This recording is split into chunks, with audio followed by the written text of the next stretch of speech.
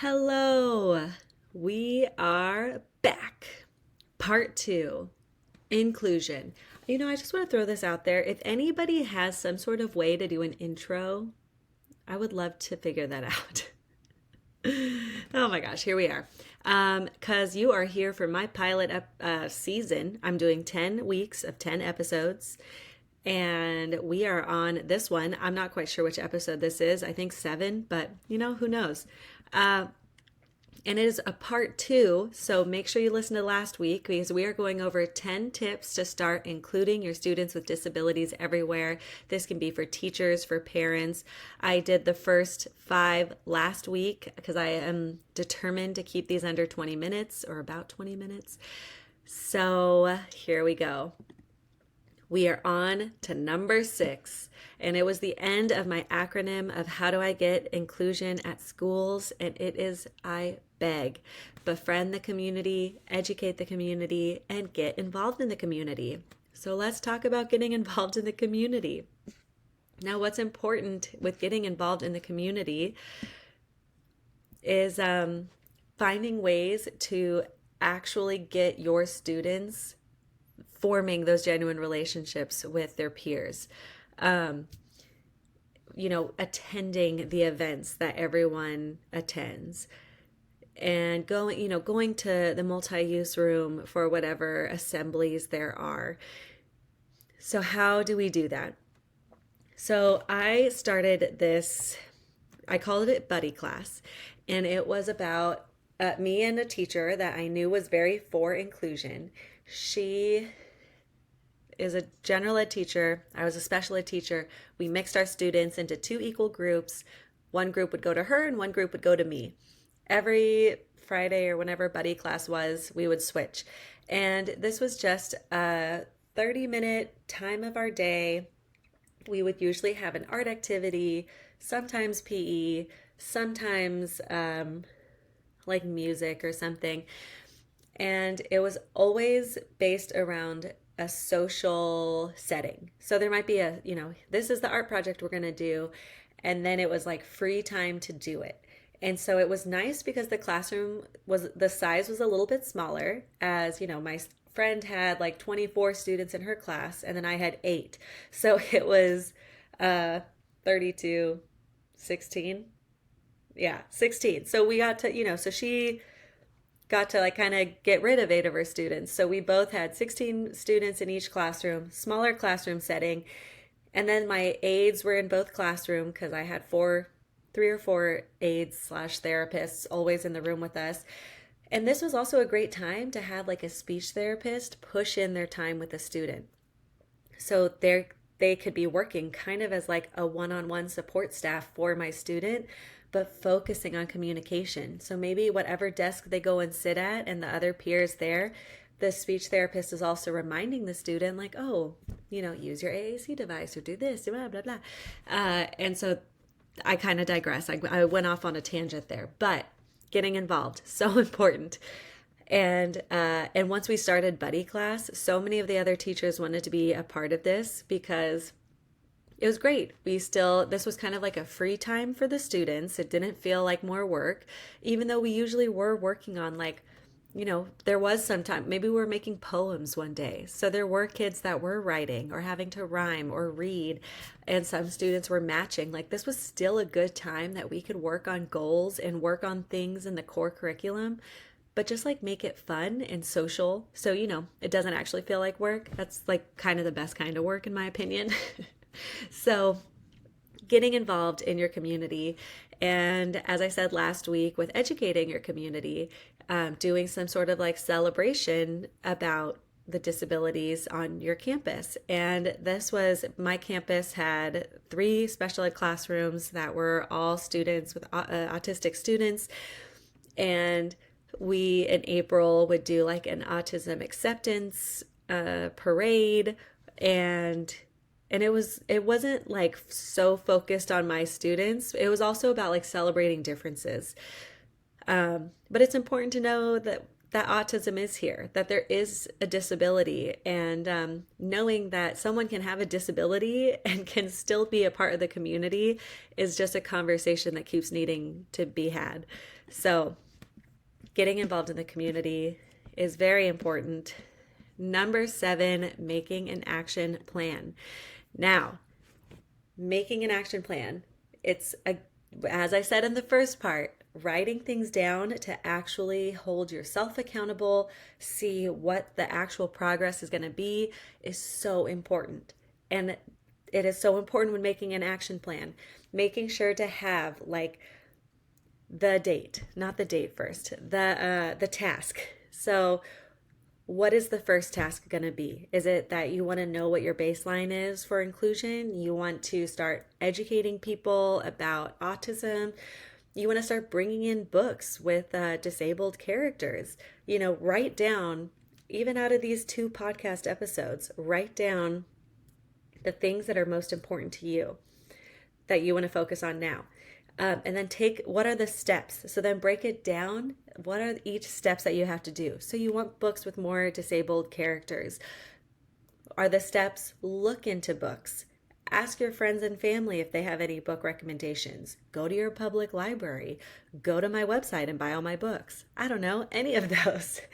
And then who's the person responsible? So if you're making an action plan with an IEP team or the classroom, the staff in your classroom, or maybe just yourself, who's the person responsible? Make sure to write that down. And then when does it need to be done? Writing down the date you want this finished by really makes you think, okay, this is when I need to do it. And I'm just going to sidetrack here for a second. When I talk about planners, because I love my planner, I live on my planner. If I don't have my planner, I cannot remember anything. And I get stressed because I'm trying to remember all these things I have to do.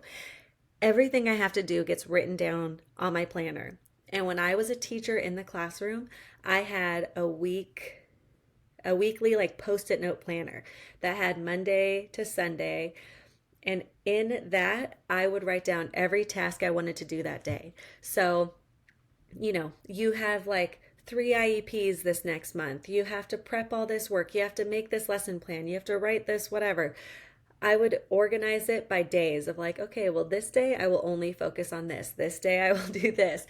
And it was just such a great way for me not to feel so overwhelmed by this never ending to-do list. But it also held me accountable for like when I actually needed to get things done. So 10 out of 10 recommend. Next, we are on number 8 and accommodations. Making sure that when you are practicing inclusion at your school, that there are the appropriate accommodations for your students in the classroom, whether it be modifications, accommodations, or just support for that student. It is so important that you are able to give that to them so they can be as independent as possible in the general ed setting. And this will look different on every student. I really like to have my bag of tricks where I'm like ready for whatever is going to happen. And, a lot of times it's choices. I have students, that is like kind of my fallback, and because I know it's so hard to get teachers to give you your lesson plans in enough time so you can make the accommodations before getting somewhere. So screw that, just don't do that. Instead, know how to accommodate on the spot, and it'll make your life so much easier. So for example, everyone's reading a passage and they have to answer questions or write a paragraph or whatever. If your student doesn't write, we're not sure if they can read, maybe we'll be in small peer groups, and small peer groups can take turns reading. And then maybe your student's turn can be like pointing to the words while you read them, or a peer reads them. And then giving choices. So say you need to write a paragraph, but your student is like learning to hold a pencil and write their name. After doing that goal, then you can say, okay, who do we want to write about? Do we want to write about like the rabbit or the turtle? And you can write it down on like two flashcards or even on the back of the paper. So many times I flip over a piece of paper, draw two squares, and say rabbit, turtle. And then I say, which one, rabbit or turtle? Sometimes I even draw if I can like quickly draw a doodle or something, but don't recommend. But using your words to say, which one do you want to use? You want to use the rabbit or the turtle? And then, they can choose however they like to make a choice. And then you could write the sentence of like, I like the, and then maybe with a highlighter put rabbit. And so then the child is going to trace it or, write over the highlighted word. There are so many ways to accommodate on the spot. So if you feel like there's an activity that you just don't know how to accommodate, put it below and I can help you think of a creative way to do so. And when I talk about accommodations in the classroom, I love to talk about the educational Venn diagram. And that will be picture a Venn diagram. What is the goal of the activity? And then what is the goal for the student? And then how do we mix those two together? So if the goal for the classroom is we're learning about history and then writing something about history, then what's the goal for the student? They might not have a history goal, but do they have a writing goal, a reading goal, making a choice goal, whatever? All of those goals can be put in this on the spot in a work activity. Number 9. Now, this is a big one, so I'm going to try to summarize it. Not present levels. IEP. Put inclusion in the IEP, especially if you are at a school that is just pushing you back. Make it a thing. I also would talk to parents off the record. That means not an email, not even a phone call. When I saw them in person, I would talk to them and tell them like, hey, inclusion is my goal. Is this your goal? How do we want to do this kind of thing? And I actually had one parent who their student was they were doing really well. And I just felt like he needed to be in a general ed setting. Our compromise with the district was a mild, moderate classroom, but last second, the school psychologist or psychologist was like giving them a hard time, giving them the runaround. And she happened to actually leave the IEP meeting for a second. I can't remember if she had to go get something, but she left the room.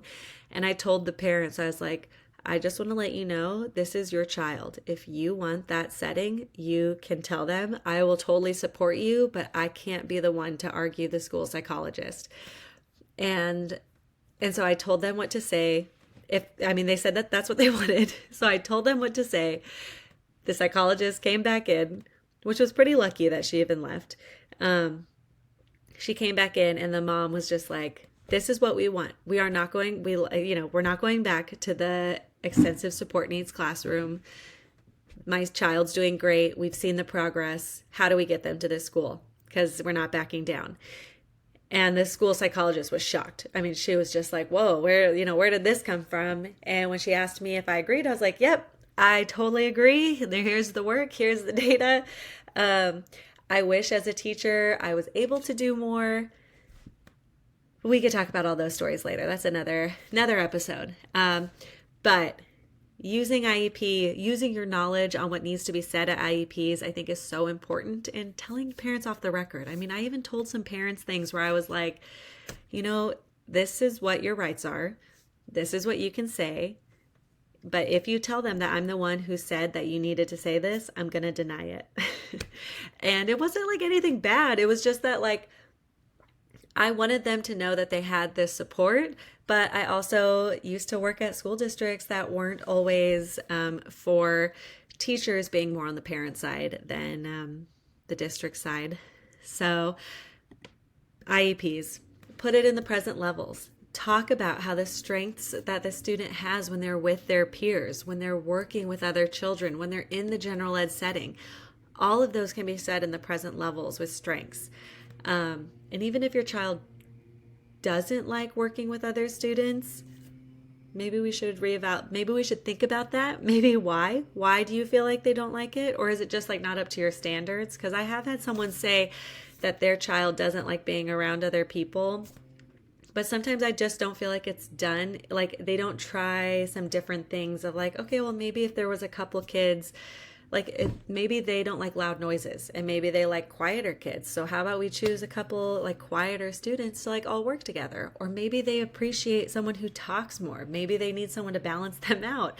So maybe we put like encourage peer support with a student who's a talker. Like there are so many different people out there. Just because something didn't work once or because they got nervous the first time doesn't mean we stop trying.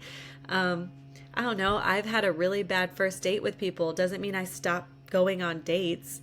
I mean, I'm married now, but I'm just saying that a lot of people get nervous after there's a behavior or they feel like their child doesn't like something. And it's like, okay, maybe we need to figure out a new way to introduce how we're going to get them a part of their community, unless they really don't want to. I mean, there's a lot of other areas here that we can talk about, but that's all I'm going to say on that. Goals. Put it in a goal. We're working on math, like 1 to 20, addition and subtraction. Put it in the goals and say, while working in small peer groups with the general ed setting or in the general ed setting. Like that's such an easy little plug in there to put it with like peer support.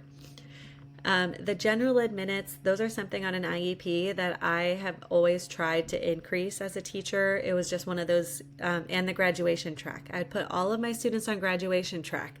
I was working with students in 1st to 3rd grade, and I felt like it was just so important to put them on graduation track, and so people knew what to do. Like people knew or what to do. So people had the mindset of like, okay, this child's on graduation track. Let's figure out how we can get them there.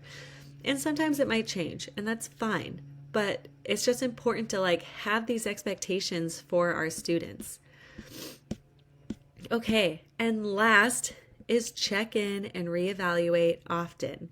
So this is like, you're doing stuff, your students are in some classrooms for parts of the day, and then maybe you come back and then you ask your staff like, hey, how is it going in there? How I look at this is like, you should never feel so comfortable with your schedule. If all the students are doing well, being in other classrooms, being in the general ed classrooms for like 10 to 20 minutes a day, let's start increasing it. Let's start finding a huge subject that they could be a part of maybe multiple times a day or every day if they're not going every day. These are all things that we could be just continuing to work on. So yeah, check in. So don't get too comfortable, but then make sure to check in with your staff. If your staff is coming back and they're stressed out or they're like having such a hard time in the general ed setting, how can we make it better? How can we fix it so it's successful? Because if people are getting stressed out trying to include their students, then we need to step back and reevaluate what we're doing. My last year teaching, I was with a school that was just not for inclusion. I had general ed teachers that told me they would give me all of their work, and if my student did all of the work in my classroom, then they would let them into their classroom. And that kind of drove me nuts because I was like, well, of course these can do it in our classroom. There's like a one-on-one aid in our, like, there's so many adults for us to help him. Like, he needs to be with peers. He needs to figure out how to talk to the teacher and talk. I mean, of course, we'd be sending him with an aide that was going to be there, just in case. But there was no compromise. Okay, I shouldn't say there's no compromise. The compromise was that they gave me the work so he could do all the work in my classroom, which he did. And then once I showed that, the teachers were still like, well, he has behaviors. He leaves the classroom sometimes. And I'm like, he leaves when he's frustrated. Like, he leaves and just sits right outside. It's not like he goes off campus. Like, you can't deal with a student being frustrated and then taking self-care. Like, taking care of themselves and just standing right outside until they like can feel regulated to come back inside. So it was frustrating, but it is also important that like not everyone's going to be where you are with the knowledge you have on inclusive practices. And that's okay because that's why we're here is to educate, to learn, to keep moving forward. I'm so happy you're here. So those are very quickly the 10 inclusion tips that I have for you. This is usually like an hour to an hour and a half presentation that I give, and I have summarized it just for this podcast of my few listeners who are here for the pilot episode. Anyways, thank you so much for being here. You're doing awesome work, and I am so excited to be in your head right now. So have a great day. I'll talk to you later. Inclusion starts with you, and I just want to help. Bye.